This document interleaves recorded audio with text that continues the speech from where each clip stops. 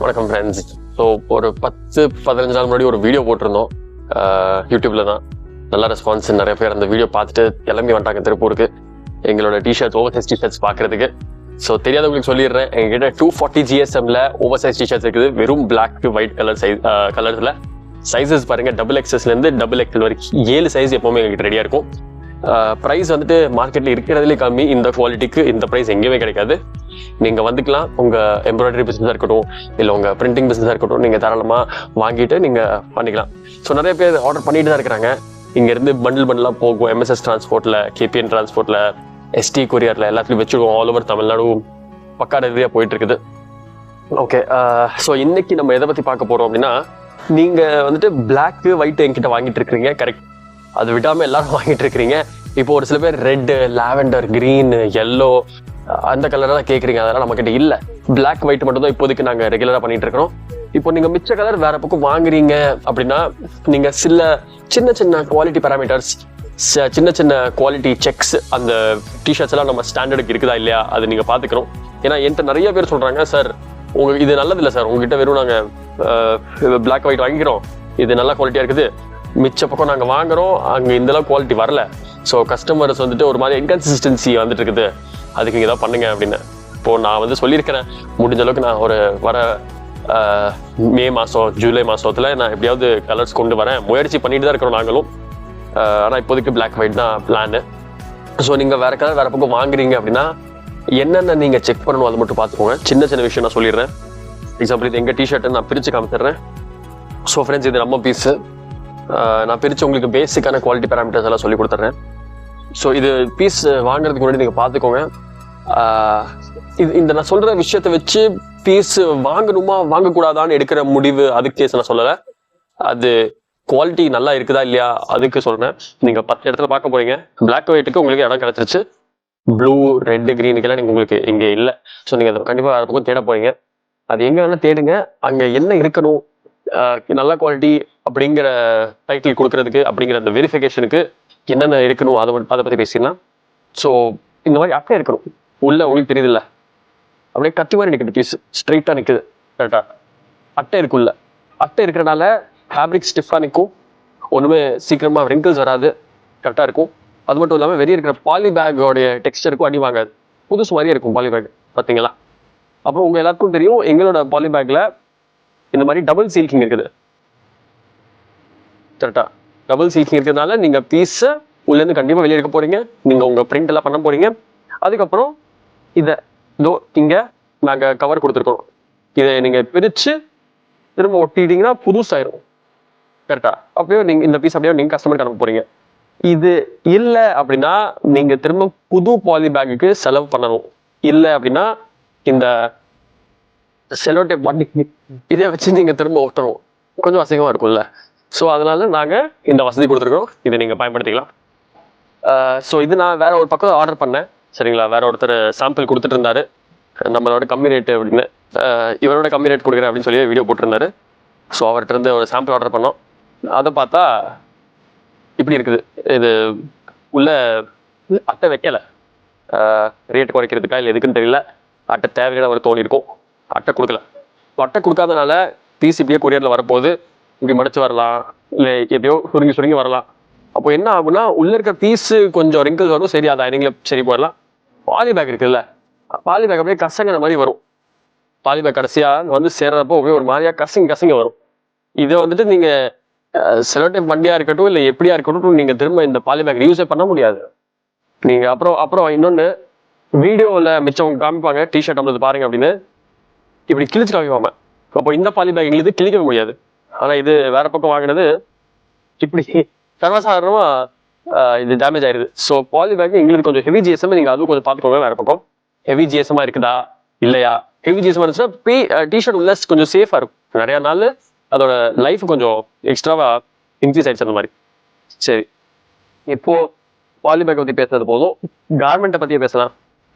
கார்மெண்ட்ல இது நெக்கில் யூஸ் பண்ணிருக்கோம்ல, இதோட பேரு லைக்ரா டர்பி, ஓகேங்களா?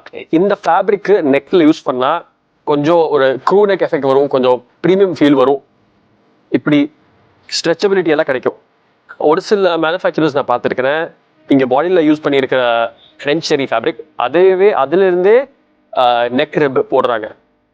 அது ஒரு காஸ்ட் கட்டிங் மெஷர் தான். பட் அது பண்ணதுனால நெக் ஸ்டிஃபாக நிற்காது. கொஞ்சம் ஒரு சில வாஷ்லேயே ஒரு மாதிரியாக வேவியாக வந்துடும், இல்லைன்னா கொஞ்சம் லூஸாக இருக்கும், இல்லை ரொம்ப டைட்டாக இருக்கும், அந்த இஷ்யூஸ் வரலாம். ஸோ நெக்கில் compulsory same colour exact matching. சன்லைட்லையும் பார்க்கணும், இல்லை நீங்கள் நார்மல் டியூப்லைட்ல கூட பாருங்கள், கலர் எக்ஸாக்டாக இருக்கணும். ஸோ இதுனா ஓகே, அவங்க ப்ராப்பராக டைங் பண்ணி கொண்டு வந்திருக்காங்க, ஃபேப்ரிகேஷன் ப்ராசஸ்லாம் கரெக்டாக இருக்குது அர்த்தம்.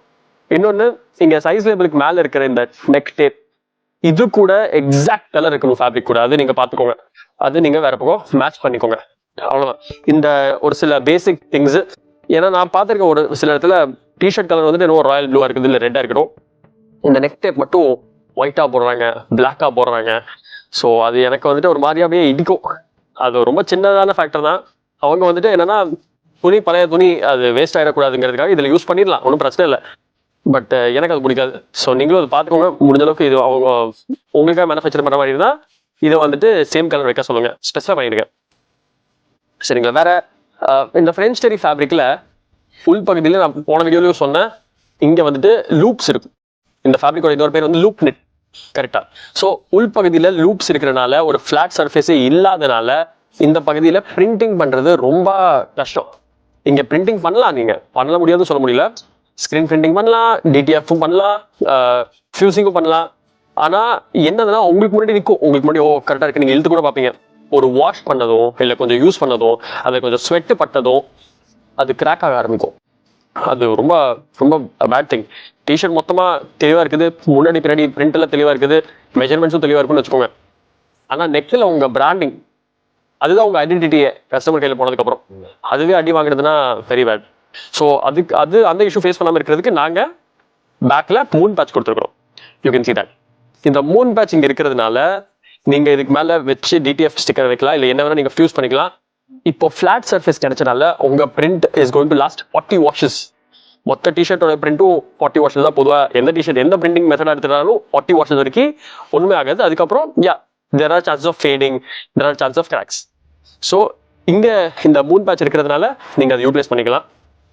இதுவும் நீங்கள் பார்த்துக்கோங்க, வேறு பக்கம் வாங்குற மாதிரி இருந்தால், so that it matches with the standard quality of these black and white.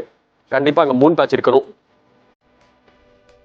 அப்புறம் எனக்கு இன்னொரு கம்ப்ளைண்ட்டு, டிஷர்ட் ஸ்டிச்சிங் ப்ராசஸ் முடிச்சதுக்கப்புறம் நம்ம என்ன வேணால் பண்ணாலும் ஸ்டிச் பண்ணதுனால எட்ஜஸில், ஸ்லீவ் எட்ஜஸில் இருக்கட்டும், ஹெம் எட்ஜஸில் இருக்கட்டும், நெக் ரிப் எட்ஜஸ் இருக்கட்டும், இங்கேருந்து சின்ன சின்னதாக நூல் தொங்கும் வெளியே. அதை எங்கள் திருப்பூரில் பிசிறுன்னு சொல்லுவாங்க.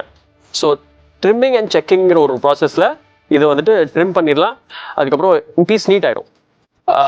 நாங்கள் ஒரு சில இடத்துல நான் பார்க்குறேன், நாங்கள் கரெக்டாக பண்ணுறோம் இங்கே திருப்பூரில். பட் இந்த சாம்பிள் ஒன்று நான் வாங்கினேன் வேறு பக்கத்துலேருந்து, அவங்களோட சாம்பிள்லேயே இது இப்படி வருது. ஸோ அவங்க என்ன ட்ரிம்மிங் பண்ணியிருக்காங்க, என்ன செக்கிங் பண்ணியிருக்காங்க எனக்கு தெரியல. ஸோ நீங்கள் அதையும் மேக் ஷூர் பண்ணிக்கோங்க. ஏன்னா நாங்கள் இங்கே என்னன்னா, இப்படி நீங்கள் ஒரு 1000 பீஸ் கொடுக்குறீங்க, 2000 பீஸ் கொடுக்குறீங்கன்னா கூட அதுலேயும் எங்களுக்கு ஒரு பீஸில் கூட இந்த இது வராது. அவ்வளோ ஸ்ட்ரிக்டாக 2 வாட்டி 3 வாட்டிக்கு செக்கிங் பண்ணிட்டு தான் நாங்கள் அயனிங் பேக்கிங்க்கு அனுப்புகிறோம் பீஸை, டிஷர்ட்ஸ். ஸோ வேறு பக்கம் அவங்க அப்படி பண்ணல போல. அதுவும் அயனிங் பண்ணுறவரு கூட பார்க்கல அவங்க ஆள். ஸோ என்ன நடக்குது எனக்கு தெரியல. ஸோ இந்த ஒரு சில பேசிக் க்ரைட்டீரியா இது மட்டும் நீங்கள் ஃபாலோ பண்ணிக்கோங்க while you are purchasing from other vendors. So அதான். அப்புறம் ஒரு சில பேர்த்துக்கு இந்த எல்லா பக்கம் எல்லா மேனுஃபேக்சரர்ஸ் ஜிஎஸ்எம்னு ஒரு வீடியோ போட்டே இருந்தாங்க. ஸோ நம்மளும் போட்டலாம்னா, இது நம்ம ஃபேப்ரிக்கு, சரிங்களா ஃப்ரெண்ட்ஸ், இது நம்ம ஃபேப்ரிக்கு. இது loop net French Terry fabric. இதில் நான் இப்போ உங்களுக்கு ஜிஎஸ்எம் கட் பண்ணி காமிக்க போகிறேன். இங்கே ஜிஎஸ்எம் கட்டர் மெஷின் இருக்குது, பக்கத்தில் வாங்க. ஸோ இந்த மெஷினுக்குள்ளே ஃபேப்ரிக் போட்டாச்சு. இங்கேருந்து நல்லா ப்ரெஸ் பண்ணால் ஸ்டிஃப் ஆயிடுச்சு. கட் பண்ணுறோம். இந்த சைடில் இது 3 இருக்குதுல்ல, 1 2 இங்கே 3, இதெல்லாம் பிளேட் சுற்றுனதுனால ஃபேப்ரிக்கு எக்ஸாக்டாக 10 by 10 centimeter சர்க்கிளில் கட் ஆயிடுச்சு. we have these 2 swatches of the fabric. இப்போ இதை நம்ம வெய் ஸ்கேலில் போட்டு வெய் பண்ண போகிறோம். சரி ஃப்ரெண்ட்ஸ், ஸோ இதுதான் ஜிஎஸ்எம் மெஷரிங் பண்ணுறதுக்கு ஸ்கேலு. இது பேசிக்காக அந்த ஜுவல்லரி ஷாப்ஸ் எல்லாம் பார்த்துருப்பீங்க.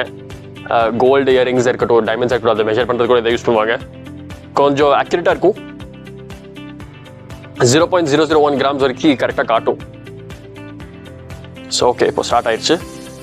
இது நம்ம கட் பண்ண பிட் 10x10 சென்டிமீட்டர் டயமீட்டரில் எக்ஸாக்டாக சர்க்கிள். இது வந்துட்டு இப்படி வருது, 240 தாண்டிடுச்சு எங்களுது.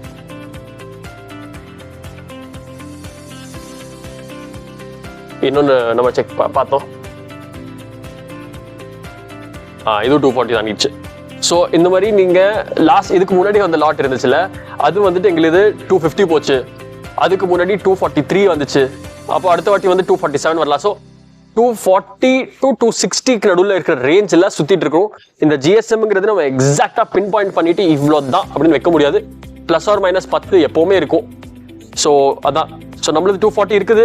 நீங்கள் வேற பக்கம் கூட வாங்கிட்டு உங்ககிட்ட ஜிஎஸ்எம் மெஷரிங் பண்ணுறதுக்கு ஸ்கேல் இருந்தால் நீங்கள் மெஷர் பண்ணுங்க. இல்லைன்னா வாங்க எங்கள் ஆஃபீஸுக்கு, எங்ககிட்ட இருக்குது எக்யூப்மெண்ட்டு.